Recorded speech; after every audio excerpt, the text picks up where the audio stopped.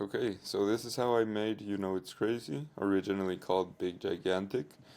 And it's a song that almost never happened. Like, I almost deleted it because I just had the beginning section, this one, and I thought it was just too happy, too major for me. It was just like too sweet. And I wasn't entirely happy with it until I made the part where it's like the come up over Everybody here. else seems to have their path figured out. And then I was like, okay, this is something that sounds really nice. But originally, when I just had this, You know what's crazy? I was about to delete it. It first of all came to fruition because I wanted to make some piano. Um, in the spirit of like Adele, it was what's this called?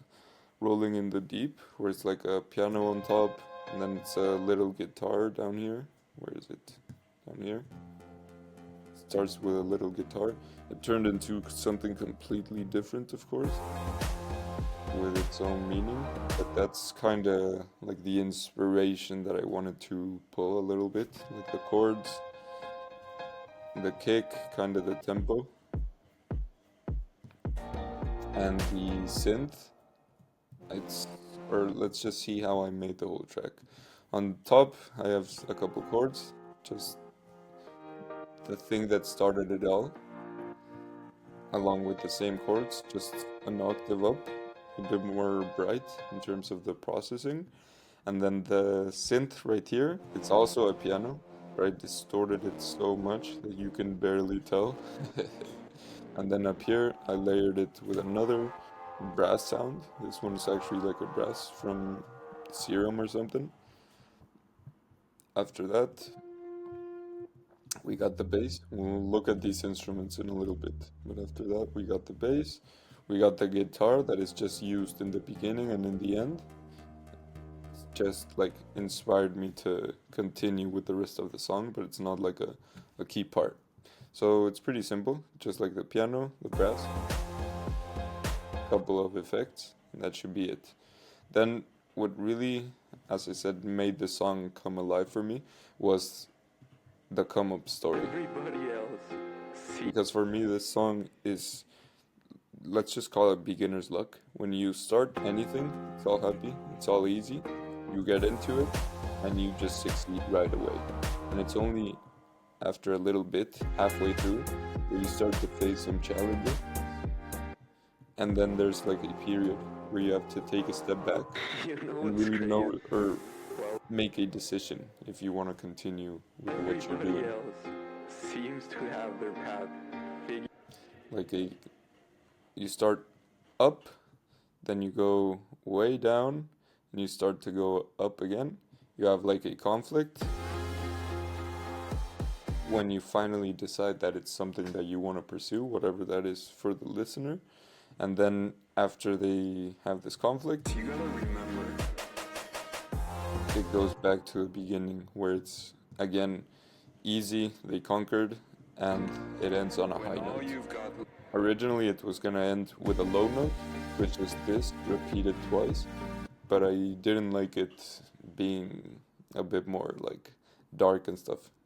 So I preferred to end it again with a high note. And in terms of the processing over here, I got the main sound, which is called the Oppenheimer.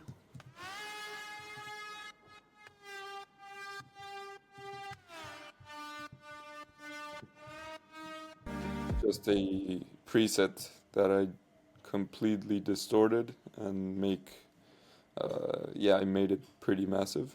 You can hear over here.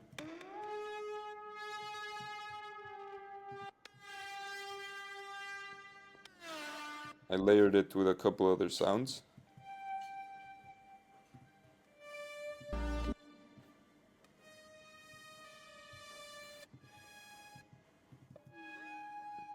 If we hear all of it together,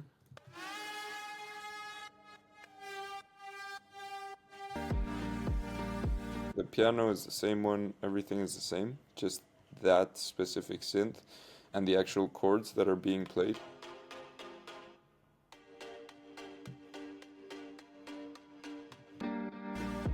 I believe this synth right here, I added it to have a bit more punch to the come up, because before it's only the piano, but then here when it starts to speed up, There was never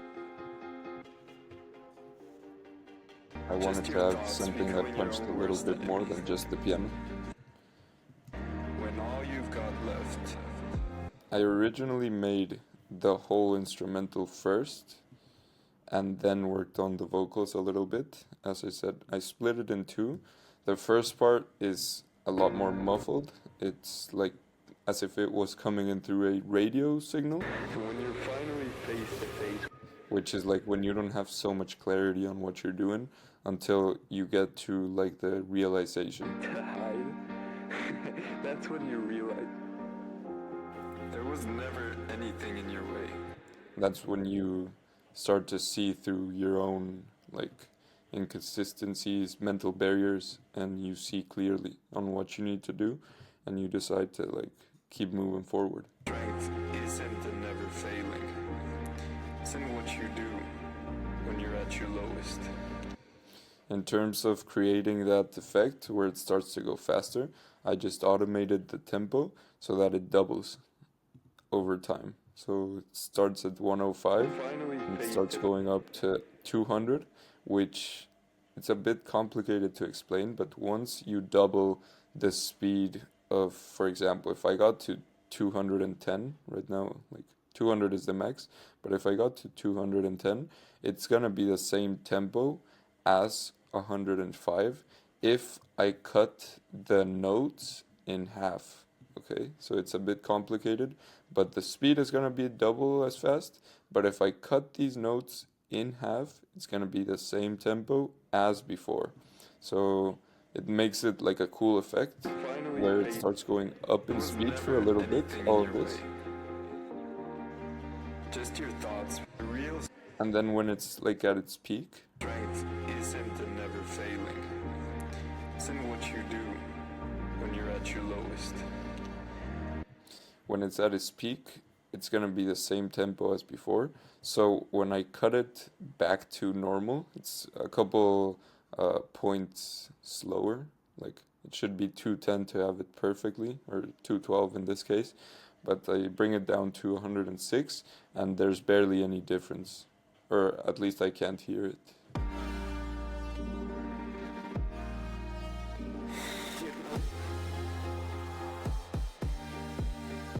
So it gives it a cool effect, and it brings it full circle when the like main challenge hits. It's back to the regular tempo. So it's like a realization, back to normal. I also added a couple of distortion effects right on the drop. And aside from that, that's pretty much it. I mean, the piano, the brass, and then it's gonna be the main distorted synth. The main thing that I loved about this song was like the come up. The beginning part is really nice for me, but as I said, it's really sweet. But then what adds so much character to it is actually listening to the challenge, seeing how every listener can relate to that in a different way, of course. And when the challenge finally hits over here,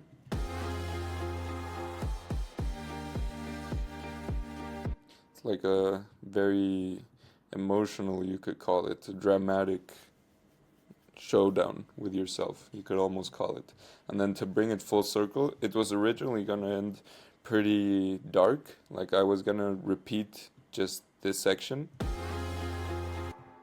just repeat it over here and end the song, which left it feeling like kind of a defeat, you could call it, because it was ending in a minor key and it was all dark, you could call it. So I wanted to see any other way to wrap it around with the original drop, which, of course, in terms of the story I wanted to tell, makes sense. But originally, as I said, this almost killed the song. So adding it back in at the end was a bit of a challenge.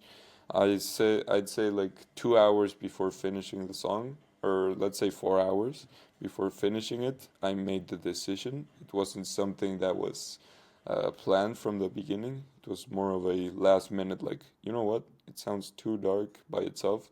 Let's just add in the final part. It's in what you do when you're at your lowest. When all you've got left is you.